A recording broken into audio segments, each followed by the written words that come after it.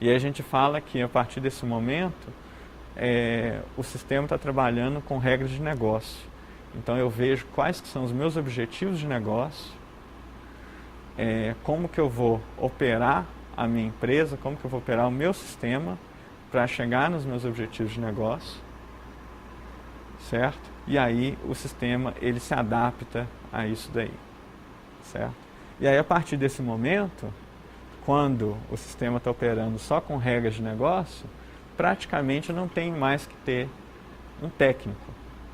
Eu vou ter que ter um acionista, eu vou ter que ter alguém que conhece a empresa, que conhece o ramo para poder definir o que esse sistema vai fazer.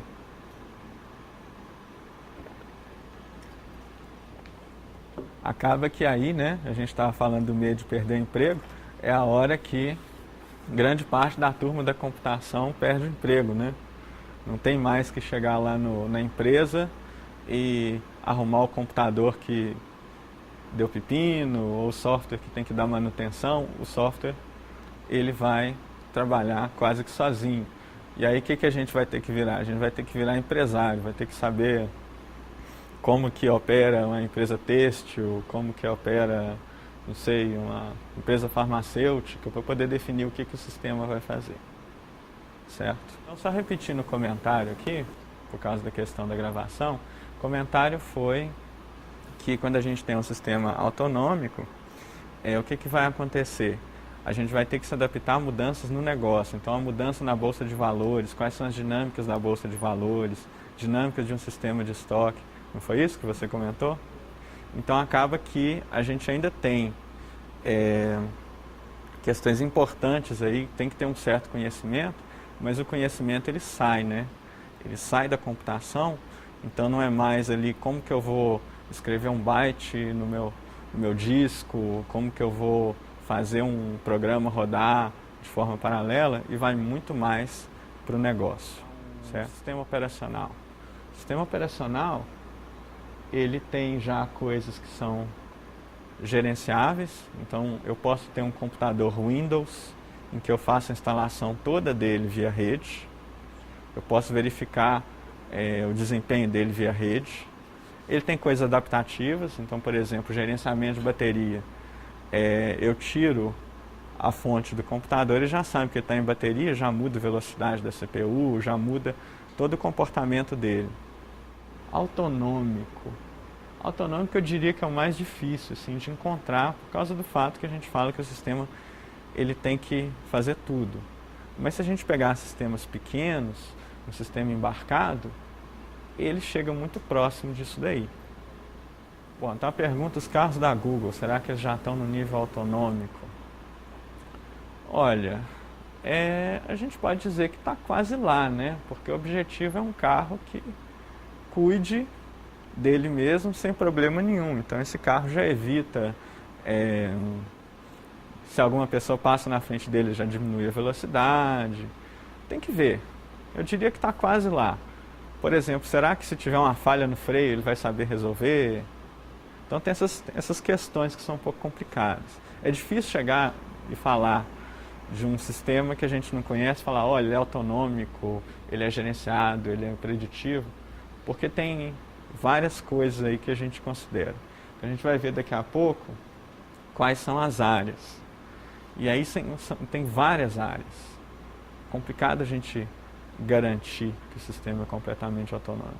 E a gente vai ver mais para frente que atualmente, na prática, você consegue verificar um sistema, são sistemas pequenos. Porque aí fica muito complexo, você tem uma garantia de que ele funciona, que é uma garantia que não é uma garantia formal. Não é uma garantia que você fala, olha, eu garanto que ele vai funcionar para todos os casos. Você fala o seguinte, olha, eu testei o sistema em várias situações diferentes, várias situações adversas, e ele está funcionando. Se ele vai funcionar para uma outra situação que eu não testei, eu não sei. Mas eu tenho grande confiança de que ele vai funcionar para uma grande quantidade de situações. Certo?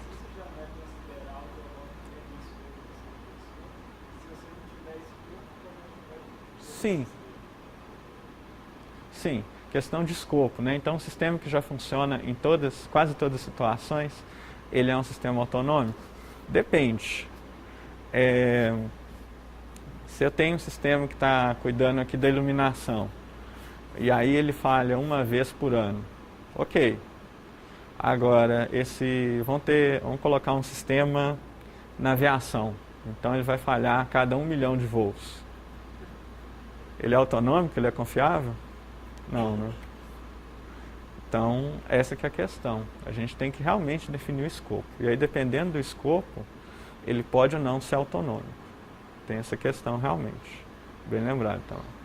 Bom, ok, então, dessa parte? A gente tem, então, as áreas funcionais da computação autonômica.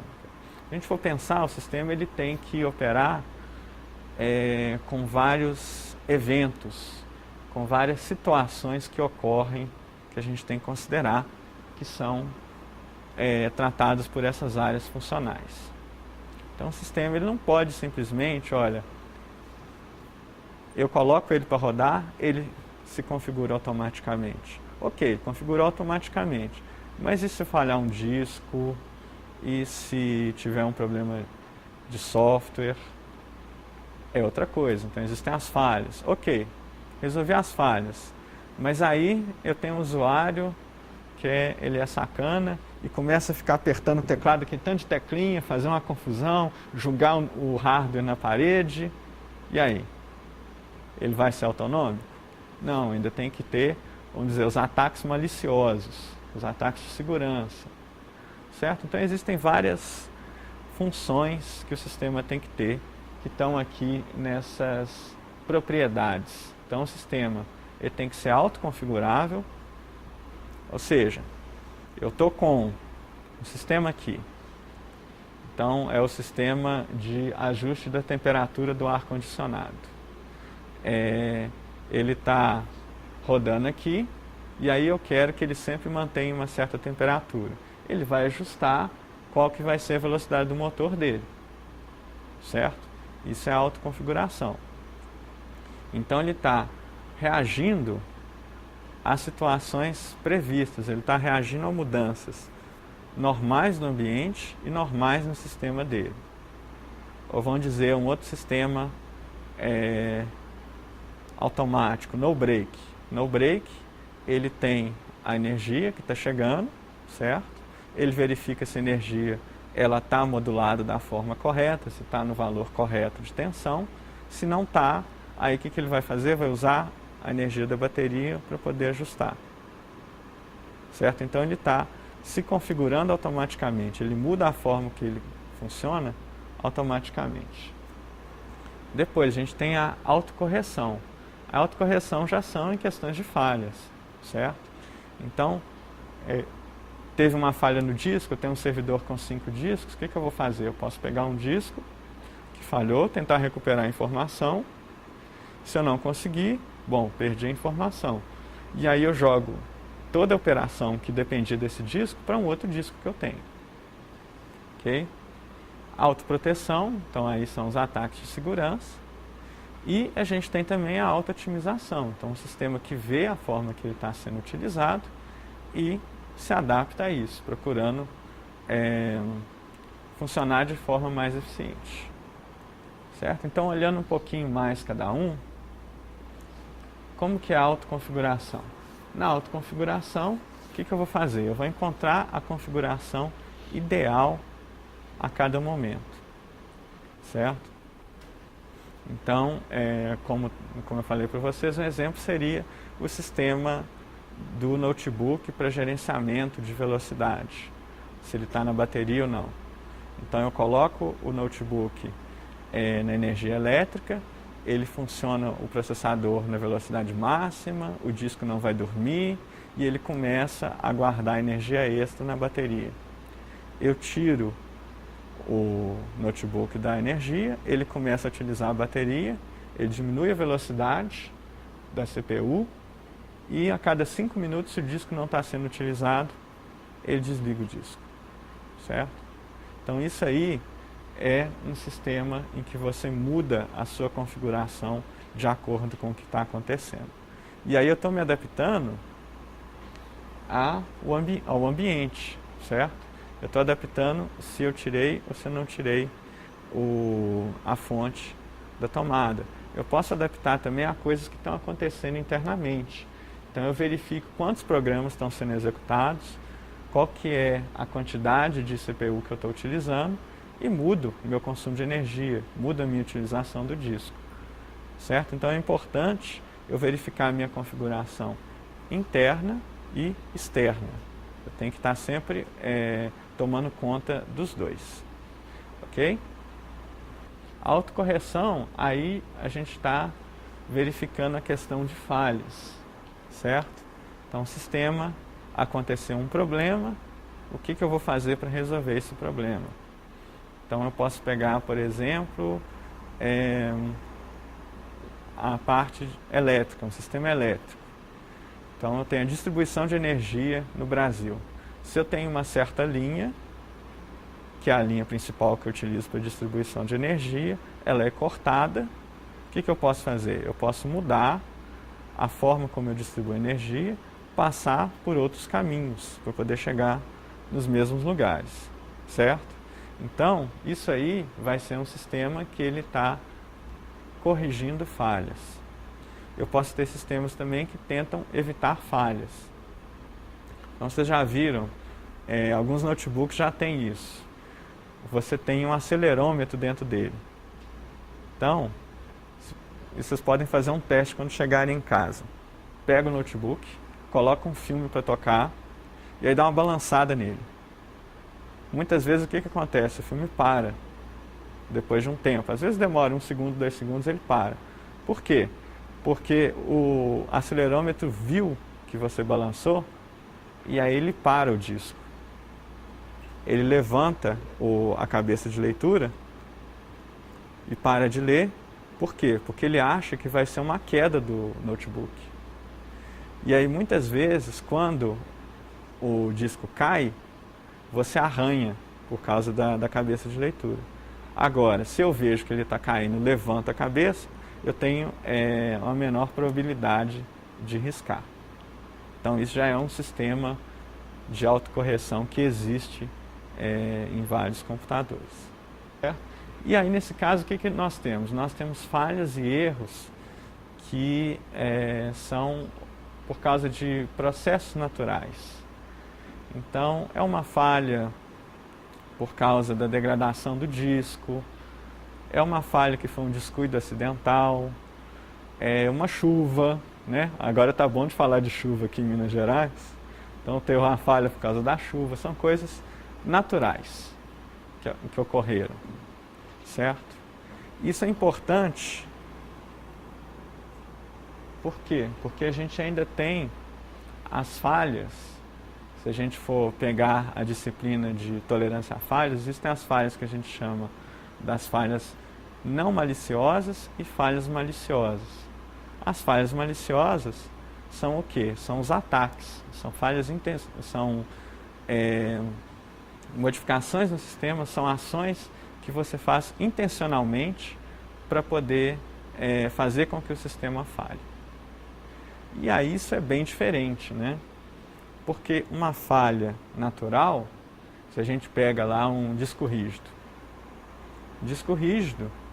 a gente pode verificar, ele sempre tem, né, tem os estudos que é o tempo médio de uso dele, que ele vai dar a primeira falha. E isso são condições normais, então que você está trabalhando numa temperatura normal, numa pressão normal, numa quantidade, numa carga de trabalho normal. Agora, será que isso vai ser a mesma coisa se eu começo a pegar meu disco e vou bater ele na mesa o tempo todo? Não vai dar certo, certo? Porque aí é um processo completamente diferente. Isso é importante aqui porque são formas diferentes da gente lidar. A proteção é diferente. Por quê? Imaginem o seguinte, vírus, como que funciona o vírus? Eu descubro um vírus novo de computador, e aí eu adapto o meu antivírus. O que acontece logo em seguida? A pessoa que desenvolveu o vírus adapta o vírus para poder evitar que ele seja detectado. enquanto uma falha natural isso não existe. A natureza não vai se adaptar para poder quebrar o seu computador. Ela não está querendo fazer isso. Então é um processo diferente que a gente tem que aplicar, certo? Essas falhas, elas são mais difíceis de prever e são mais difíceis de evitar, exatamente pela questão dinâmica. Então elas mudam com o tempo, certo? E aí da mesma forma que a gente tem nas falhas a tolerância a falhas, em que, vamos dizer, eu tenho componentes redundantes, e aí um componente falhou e eu utilizo outro, eu tenho também o sistema que tem a prevenção de falhas ou que tem recuperação de falhas. Nos ataques eu tenho a mesma coisa. Eu posso ter prevenção a ataques, recuperação a ataques e tolerância a ataques. Então eu posso ter um sistema em que um componente foi atacado, eu deixo ele de lado e tem um outro que vai trabalhar substituindo, certo? Mas eu posso ter um sistema também, o componente foi atacado, eu vou lá, recupero o componente. Nós temos também a auto-otimização. A auto-otimização, qual que é o objetivo? O objetivo da auto-otimização é que o sistema ele melhore o seu desempenho com o tempo. Então, eu vou deixar o sistema rodando e, de acordo com o que eu vejo, da forma que ele está trabalhando, se ele está com desempenho bom, se ele está com desempenho ruim, eu vou modificando a configuração dele para que ele sempre trabalhe com o maior desempenho, certo? E aí nesse caso o que a gente tem? A gente tem sistemas em que eles estão sempre avaliando o seu funcionamento para verificar se alguma coisa pode ser modificada, certo? Da mesma forma que a gente tem, por exemplo, uma empresa que é ISO 9000, que aí sempre está verificando os seus processos, verificando quanto tempo gasta para poder realizar uma certa tarefa, como que pode automatizar uma certa tarefa, como que pode diminuir a quantidade de recursos utilizados, o tempo utilizado, certo? Isso eu vou fazer aqui também nos sistemas auto-otimizáveis. Então, eu tenho o sistema olhando para ele mesmo, vendo qual que é o desempenho que ele está tendo. Ok? E aí, para isso, o que a gente vê? A gente precisa ter uma situação bem definida do que é o desempenho ideal do sistema, certo?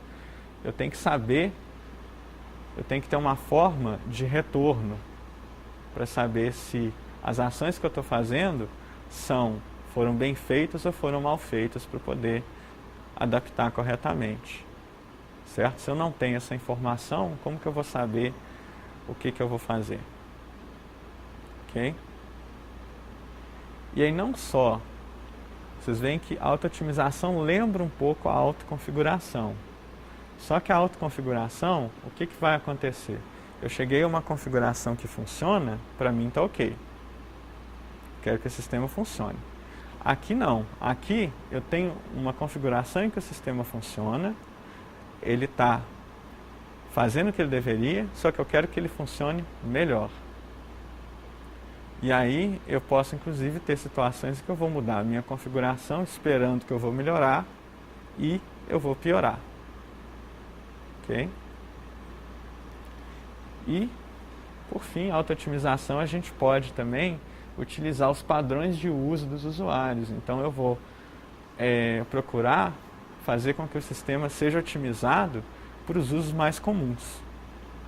E aí depois de feita essa otimização para os usos mais comuns, eu posso ter outros usos que são mais lentos, mas como o usuário ele tem o foco naquelas funções, naqueles objetivos, o sistema está rodando mais rápido, certo? Então eu tenho essa parte interna de olhar para a minha configuração, olhar como que eu posso me adaptar internamente, como também a parte externa, olhar como que o usuário está utilizando o sistema e como que eu posso me adaptar a isso aí, certo?